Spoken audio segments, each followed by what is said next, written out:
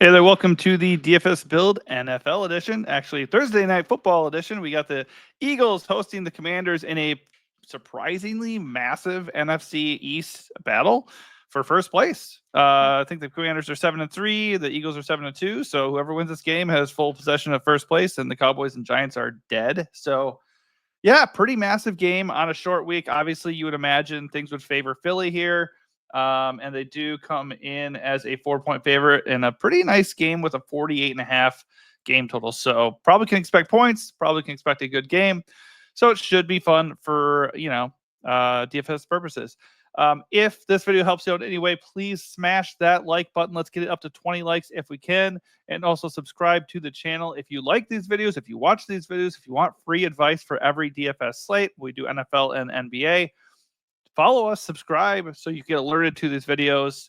And then, when we end up doing any kind of contest and things like that, you'll already be subscribed and ready to join in. So I can't really remember how we did on Monday Night Football. Maybe not so great, but I do remember we had a really good day on for Munich on Sunday morning, and we also did okay last Thursday night too. So I've had some success with captains and top plays lately. So let's keep that rolling.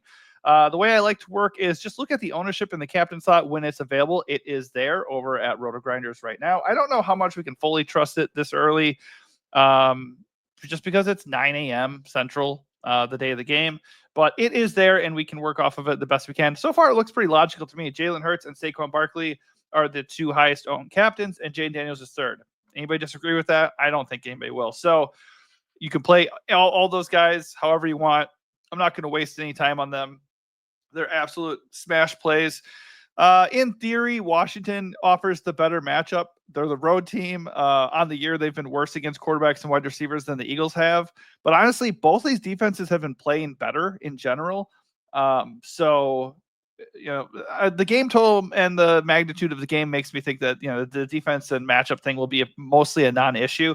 But I do naturally lean the Philly way. I just think by the numbers, they have the better matchup. I mean, the Commanders have still given up 17 touchdowns to quarterbacks, which is, I think, fifth worst in the league. So the production is there for Philly for sure. And obviously, Jalen can get it done on the ground, and obviously so can Jaden. But Hurts, Barkley, Daniels, in that order, are the guys that stand out the most, logically speaking.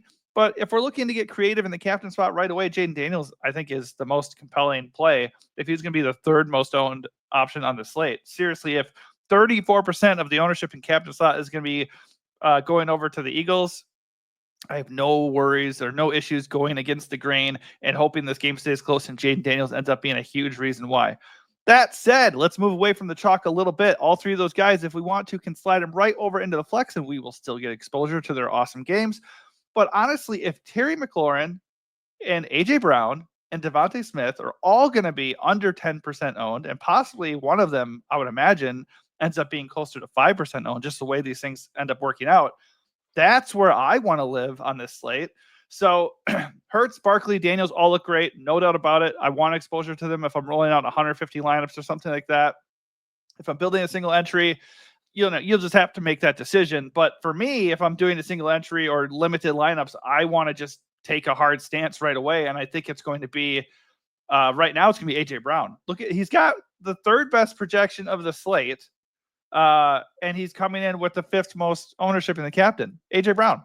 A.J. Brown is my flag plant. He is the guy I want the most exposure to in the flex. I mentioned, the Eagles passing is probably has the best matchup in this game.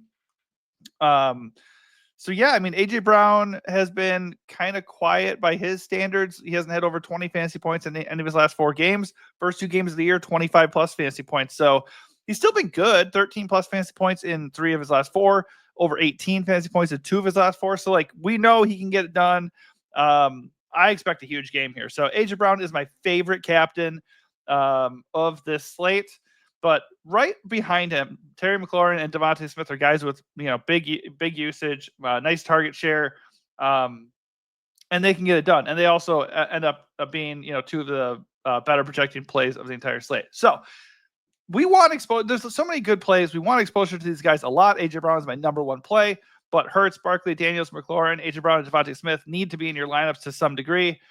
The question then is when you have so many good options, do we just kick them all to flex and hopefully we can nail a value?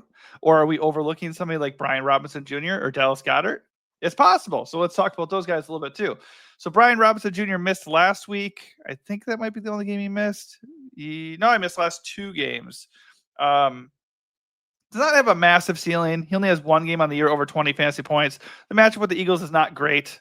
Some would say it's even bad. The Eagles are second against running backs on the year. So, yeah, it's going to be mostly through the air for Washington. Jane Daniels, Terry McLaurin stack. Maybe Austin Eckler out of the backfield. Eckler had 2 touchdowns last week, but that was with him replacing an injured Brian Robinson Jr. So I do have interest in Eckler from a game flow perspective. If you think they're going to have a tough time running, which by the numbers they should, then Eckler could be more involved as a receiver and maybe even vultures a touchdown or 2. So I think I'm leaning Eckler over Brian Robinson Jr. at this moment, especially when you look at price. But the price is actually pretty close, 12.3 to 12K in the captain slot. I mean, if I'm going to play one of them, it's probably just going to be Eckler because of where I think the matchup and game flow lies. But Brian Robinson Jr. has a good role, and he obviously can score touchdowns pretty easily. So he's not out of play and might even go pretty overlooked on this slate. Like if we look at just captain alone, like I don't know how accurate that is. I mean, he's coming out under 1%. That seems wrong. So I wouldn't be shocked if that updates and he's closer to like 5 to 8%. But still, contrarian play. Nothing wrong with him. Just not something I'm going to do on this slate. Dallas Goedert is a little bit interesting. Let's see how the Commanders do against tight ends. Pretty middle of the pack. So I think it's, with Devontae and AJ Brown getting the focus of Washington's defense and also the focus of DFS players, I think Goedert is an okay pivot.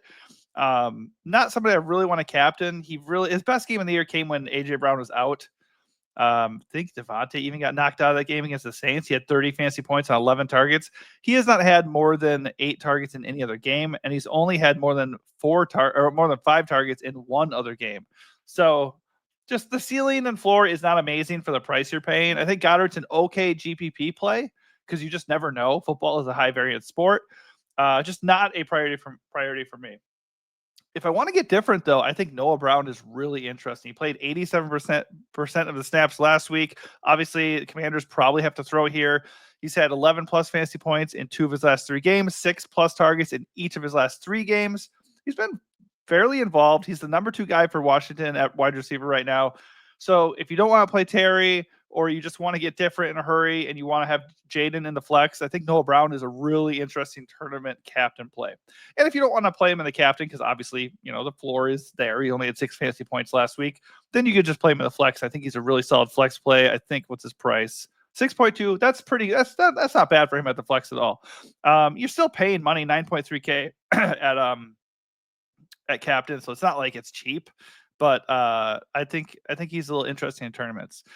Moving down the line here, Zach Ertz at 8.4K. He does have a role. The matchup with the Eagles is not good. They're pretty good against tight ends, but he does have 10 plus fantasy points in 5 games on the year. He had 8 targets last week. He's had 8 plus targets in 2 of the last 3 games. A little bit of revenge narrative going on the road against his former team. I think at his price point and the role, the amount of time he's on the field, he had 77% of snaps last week. I think he's a fine, like a really solid flex play, and you can try him at captain. I just wouldn't be overexposed because the ceiling is not massive. I mean, on a slate like this, if you can afford to get like 3 or 4 of these other studs in there, the captain doesn't need to wow you necessarily.